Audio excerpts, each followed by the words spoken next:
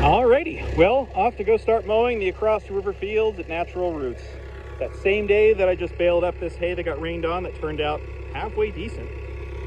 But it's a good opportunity to go mow with the 165, nice easygoing fields, no rocks, nothing I gotta swing the tongue around while I'm out there, so the one-setter remotes with the hydraulic multiplier works just fine. So I'll go do that. Well, this river is low. Am I even gonna get up to the wheel bearings here? Nope. Wow. And here we are at their main crop fields. So the field I'm gonna go mow is the one that's that way below their house. About 2 acres, trickier shade lines, get a jump on that. And then hopefully mow the other 2 tomorrow if the forecast holds. And here we have it. For sandy soil and how dry it's been, I'm surprised to see how much is here. Let's see if it's 75 bales, maybe 70, 75, something like that. Maybe I'll say 60 to 75.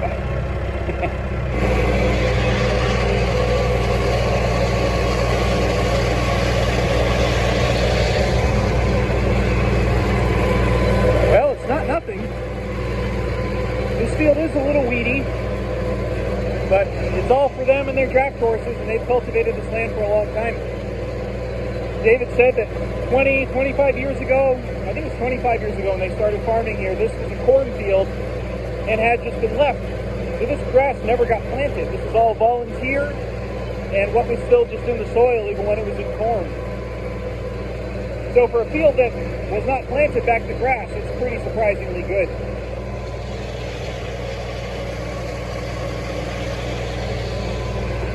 And he said whatever the horses don't eat, they just use for bedding, so it works out okay.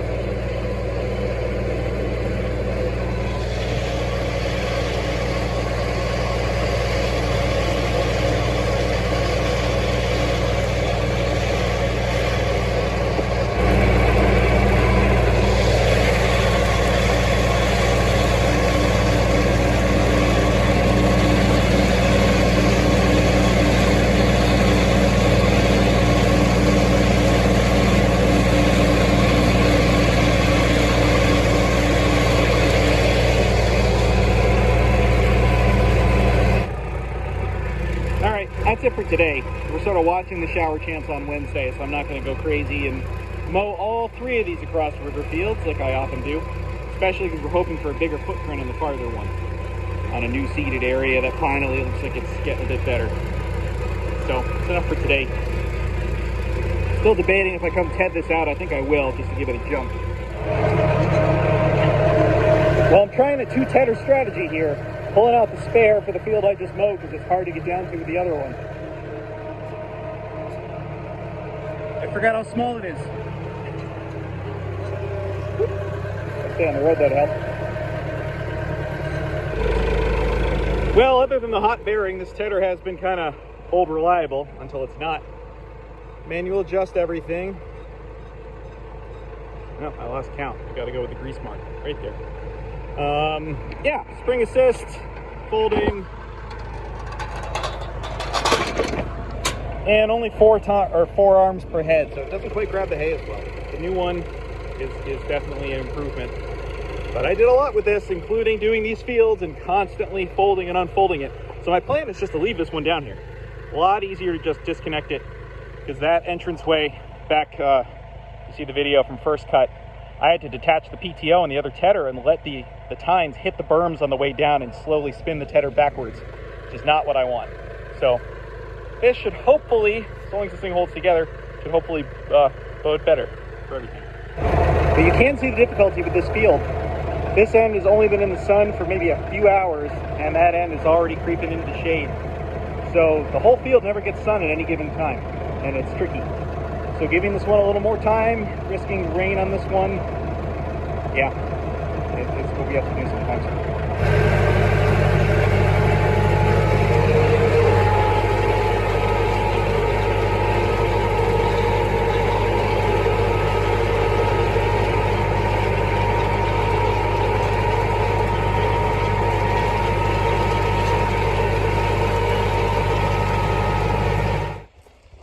Well, a little bit of a pivot today, because it looks like we're going to catch the edge of some of that system of the hurricane moving through, and get maybe an inch of rain over the course of tomorrow. So I'll talk about my plan, but I'm going to put down some fertilizer for hoped third cut on that new big field. And I've got some crazy eccentric hay thoughts about what I mowed yesterday, as always. Okay, so as I mentioned, they're now talking about up to an inch of rain tomorrow as we catch backwash from that hurricane, and just showers and rain all day. Maybe not amounting to much, but this is going to get pretty thoroughly wet by the sounds of it. Not just like one pouring rainstorm that moves through, but maybe all day of it. So what I don't want is for this stuff to progress so far that it gets even more hurt from it. I'm already kind of regretting spreading it out last night. First time being down here today, it's almost noon. Got some crispiness on the top. So, and this is where I'm curious to hear from other folks. What would you do in this situation? Bear in mind, New England climate, heavy dews, grass hay, not alfalfa. But what I think I'm going to do is I'm going to try to slow this dry down by putting it in windrows early. Which sounds a little crazy. I could just let it sit and say, oh, it's going to get rained on tomorrow. But this top layer is going to just keep crisping and drying, and then that's going to be what gets hit and soaked by the rain. So my hope is that putting it in windrows will slow the dry down. And then depending on how much more sun we get today, I might come out here and double these windrows up later today and do a couple things. One is that with double windrows, a second cut, I think it's like 20% of the field has hay on it, and the other 80% is bare. So that minimizes how much rain hits it. And what I want to do is any of that crispiness on the top layer at the end of the day, with the rotary rake that inverts the windrow so nicely, I want that to be flipped and what's touching the ground, and the greener stuff on top for tomorrow, for that rain. And my other thinking is that, especially with the moisture, I don't want to let this stuff fester on the ground for 2 full days. I want to keep it moving, keep the dry down progressing a little bit, but not so crispy that it gets hurt by the rain as much as regreened by it. But then trying to get this through the baler on Friday. Today's Tuesday, rain tomorrow being Wednesday. Yeah, it's a weird experiment. And like I said, I'm eccentric, but I think I'm going to give it a whirl.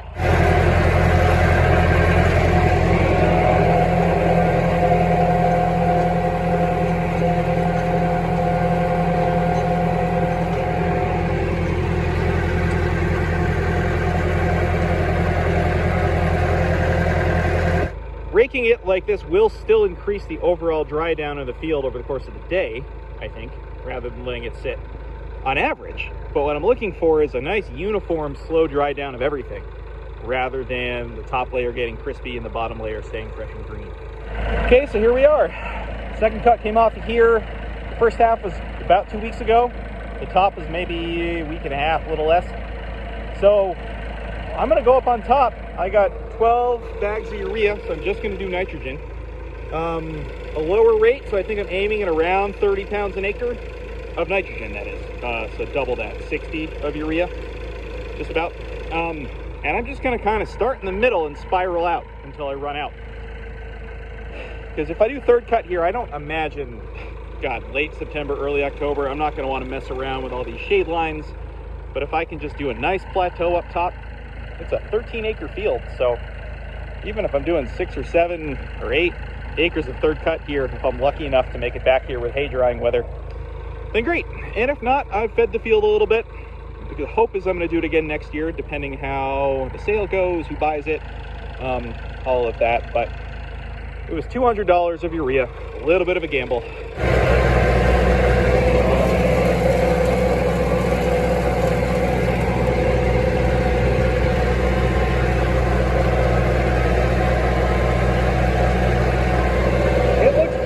Up here.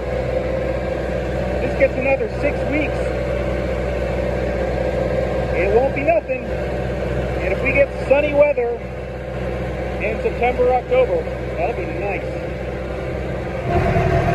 All right, that's really most of the dome top, except for that far side where the grass seemed weaker, which I know that's a reason to fertilize, but this is just nitrogen. So the good news is I'm not going to throw the soil test off by only putting nitrogen on 2/3 of the field or whatever, which I think is about what I covered. I went down here into the slope, stayed off the steep bit.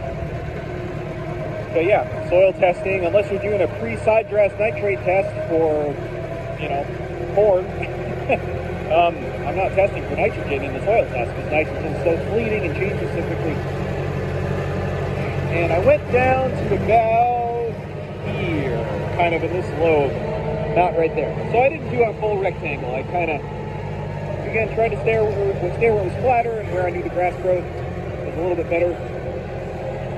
Anyway, we'll see what pops up here in the next month and a half, and whether I still have hay weather by the time I can get back to it.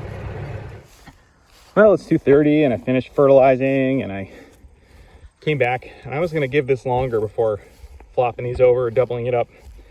But then it just feels exhausting to go all the way home and come back for a silly experiment like this. But it's been 2.5 hours of some really amazing sun and wind. And these got so crispy. The underside didn't, which is exactly what I wanted.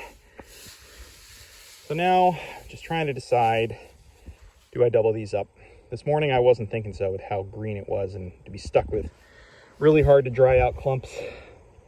But I'm kind of thinking at this point, if I don't double them up, what was the point of all this? So I will do that and then trust the tedder to pull everything apart after the rain tomorrow.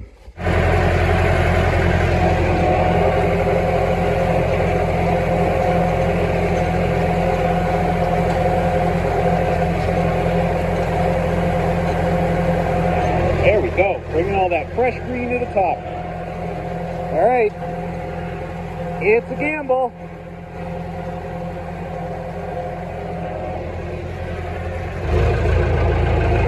All right, there's my grand experiment. But it's 3 o'clock, so that new lush green stuff that's sitting on top for the most part is gonna dry a bit more, but not all the way. And hopefully everything will just green back up again with the rain. We'll see. But at least it's nice and raked inwards away from the edges. That'll make a lot fewer trips around the field with the tedder to dry it all back out again too. Hopefully. Well, it's Thursday morning. We got just about exactly an inch of rain over the course of yesterday. Really slow, rainy day. Yeah. So I have not checked the experiment yet. That's on the other end of the farm. But I am out here to mow this field and the one that's through the trees that way, including an expanded footprint of a new seeded section of it.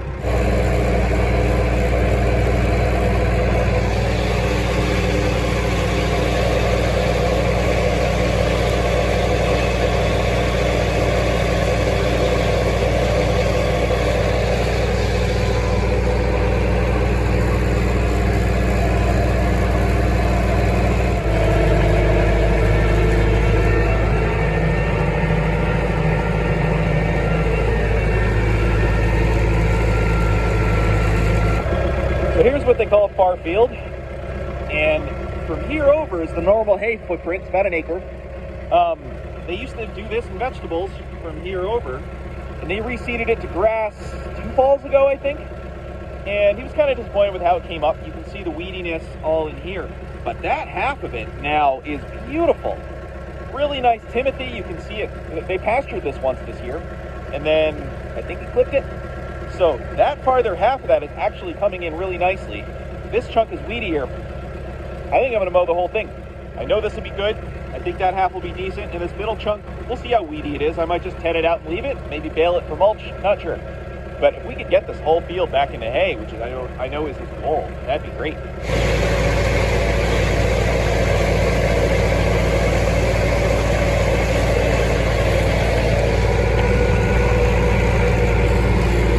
Turned into a really beautiful morning. They said it's supposed to be cloudy all day. And then the next 2 days are great. So, I'm hopeful.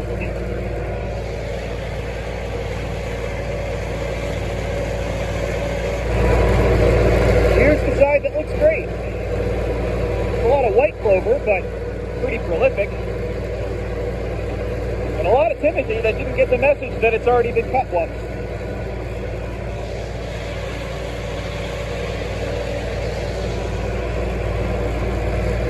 That's pretty nice. For what it is, anyway.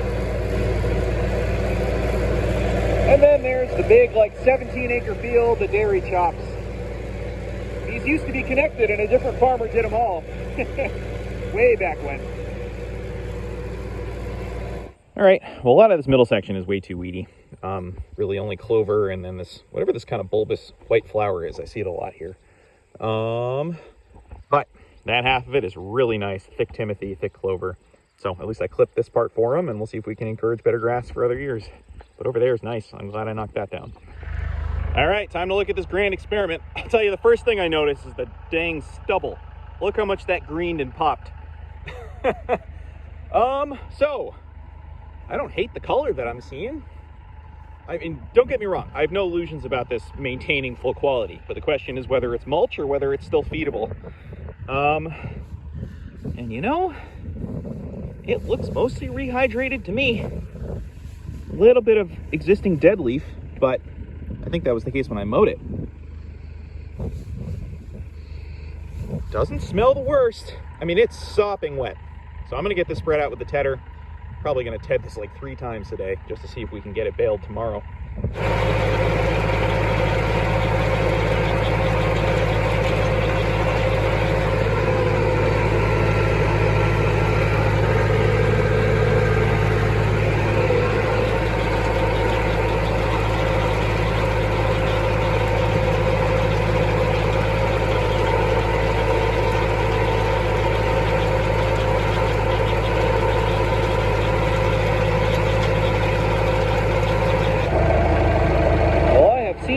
Smelled worse. A lot of green came back up, and now the clouds kind of moved in and there's a breeze, and that might be the best thing for it, just to slowly dry out rather than get baked.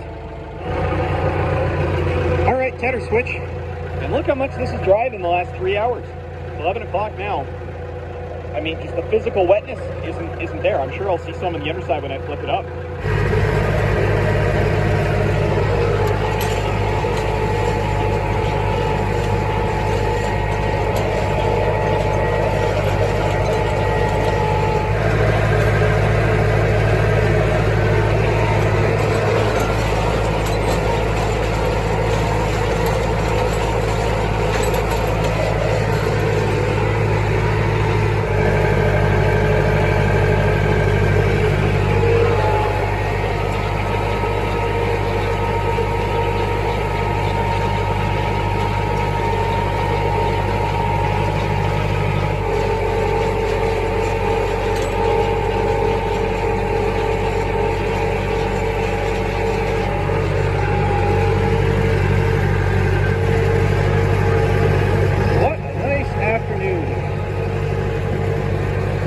Barely 70 degrees, but such a nice breeze and good sun when it's out.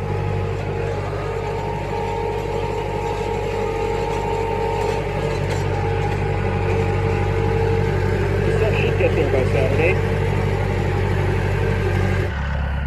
Well, it's about 3 o'clock, and this stuff is drying out quite a bit. But there's still some just honest to goodness wet stuff in it that's under things. So I'm going to ted it again, and then if this breeze continues, I might knock it into Windrow's late day, just to try to get it back off the ground again. Really hoping to get this baled tomorrow, because everybody at Natural Roots is going to be away over the weekend. So it's up to me to put hay in the barn on Saturday. For the other 2 fields, I'd love not to have this one to be part of that, but it takes that long, it takes that long. Still got a little bit of that rained on smell, but I think I've seen a lot worse.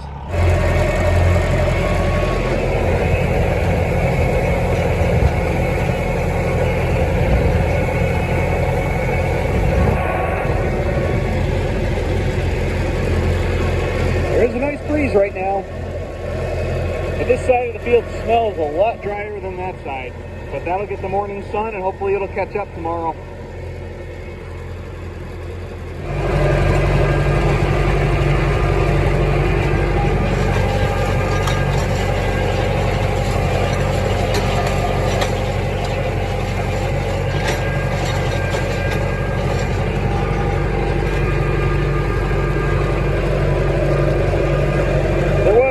Heavy dew last night, so my hopes of a good wind keeping that down didn't happen. But clear blue sky, supposed to get up to 80 today with low humidity, and then hopefully more of the same tomorrow.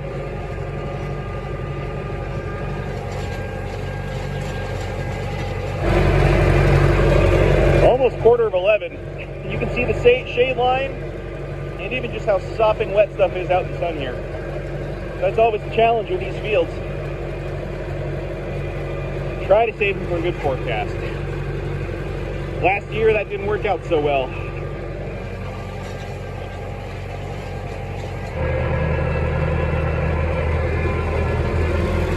Well, the 210er game is actually proving more efficient with how split these fields are.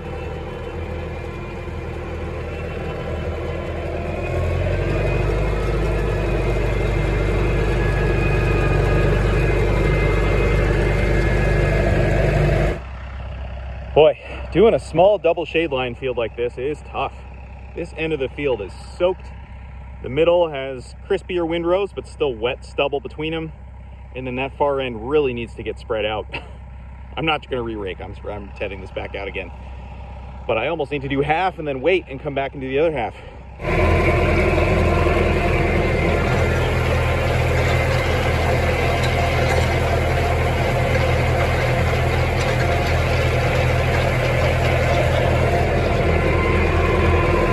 I think the results of this grand experiment are that it's possible. Is it efficient? No.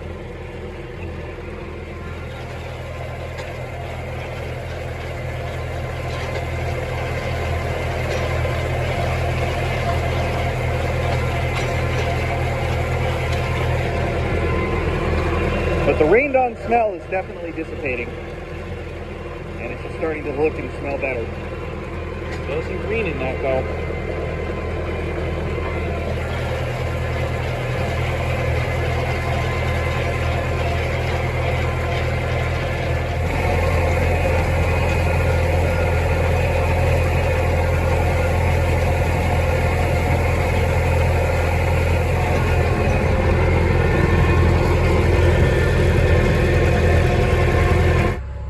You know what? Let's brag a little bit. This stuff is beautiful.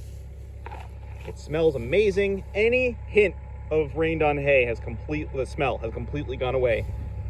And the reason why I stopped here, look at this edge. This is what it could have looked like if I'd let it sit, be spread out, get that inch of rain, never touch it. Look at that difference. So, yeah. I'm pretty tickled with this. See how it looks in a bale, but for an inch of rain on the third day, it feels pretty good. Well, this old tedder did a good job today and yesterday and the day before. Size difference is noticeable though.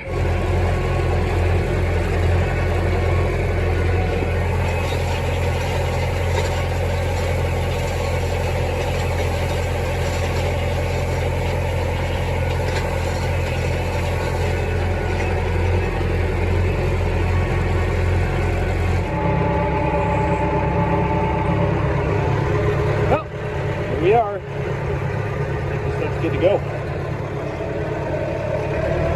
A little bit of a trek to get down here with the baler, but okay.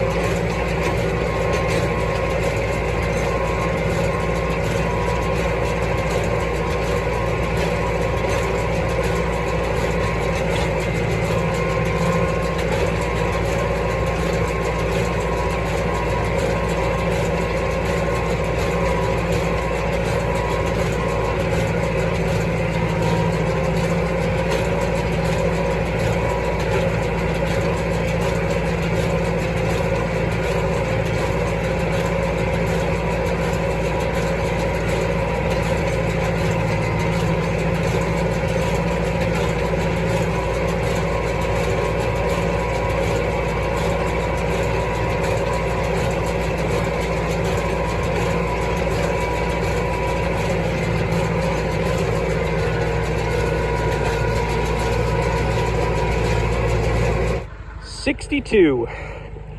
And it's not nuclear green, but my gosh, is this nice for an inch of rain. I'm just gonna keep saying it. I'm feeling like a hay Jedi right now.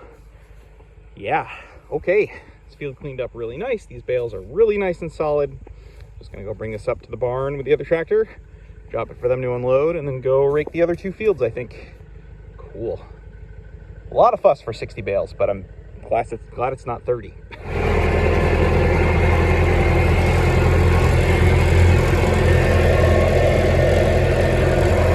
It ain't nothing.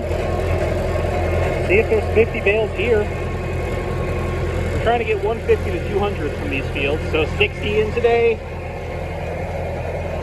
of stuff that I think is feedable, plus this stuff. I think we'll get there. And then that saves the big 6-acre field for me to sell elsewhere.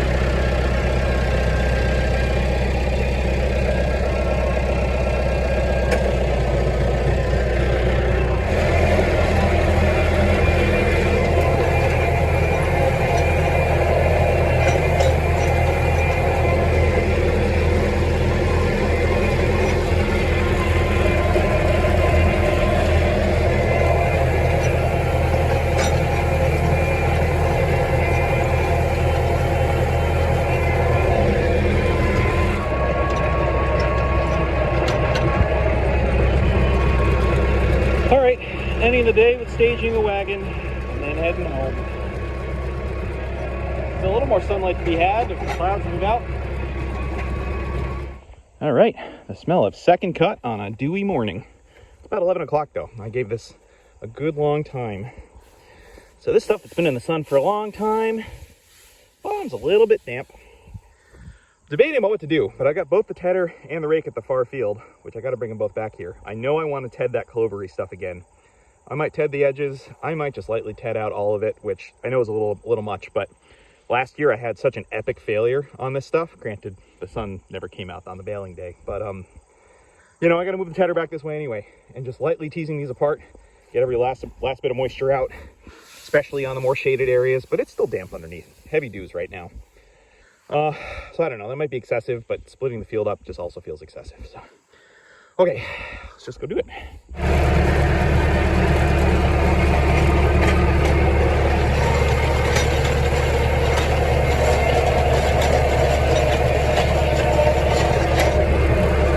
This tedder is just perfectly sized for that rake to not drive on anything and just gently tease apart those windrows. And I was thinking about it, efficiency doesn't always mean what's the fewest number of trips through the field, what's the absolute least amount of fuel you can use. Sometimes it's what feels like a sure thing. When these fields are so disparate, you got to go through the woods. The last thing I want is to go bale this after re-raking it, just to find still too damp, need to go fetch the rake again. And I can hopefully get baling a good hour earlier. That can allow my help to show up earlier. Less sitting around waiting. All those things, all the above. And it's nice to be able to employ this trick later in the season.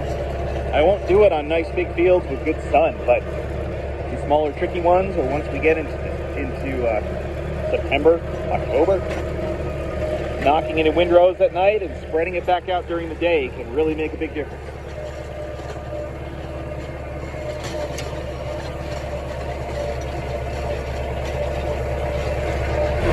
And then you got these 2 rows that are just wet. Shade line. So we'll see. These might be feeder bales on the outside here.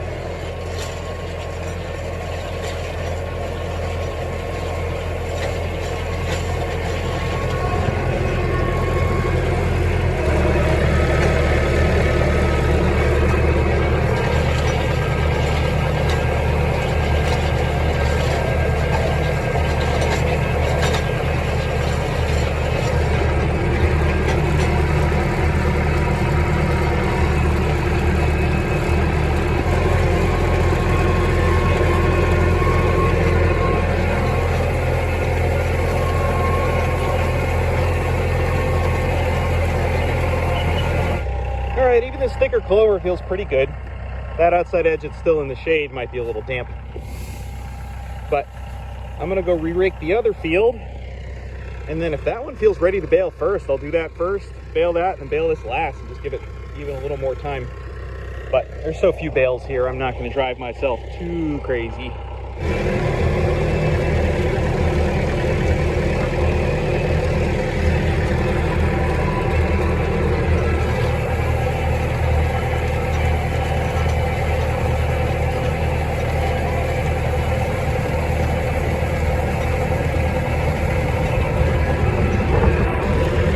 To double these up, but they're not half bad sized windrows to bale in a higher gear, like low 4.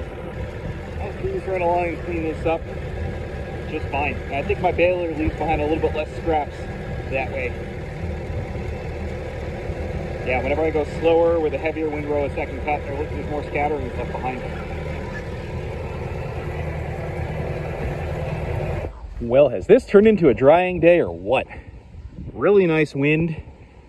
Clear skies, super low humidity. This stuff is so dry. I'm gonna go check those outside edges, but I think this field's ready to go first, which is perfect, because that'll give that clover more time to dry.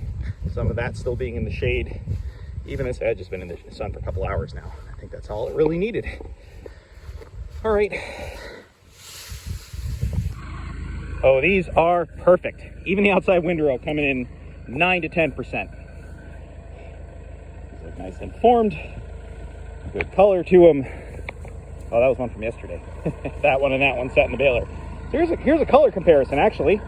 Stuff that didn't get rained on, stuff that saw that inch of rain. That color difference is not too bad, considering. So, cool.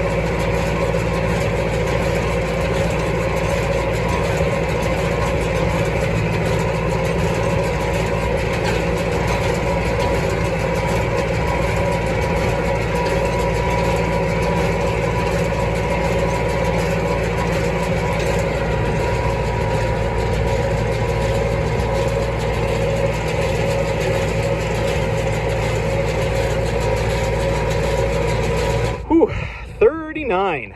I was hopeful for more than that. Yeah. And then there's scatterings on this end, but there's not much across the field. Well, these are pretty beautiful and perfect and nice and firm and a lot of good hay in them, but barely 40 here. All right. I don't know if it's gonna be 30 on the other normal section and then 15 or 20 on the other bit, maybe. A lot of fuss for little fields. Be nice to get these out of the way anyway.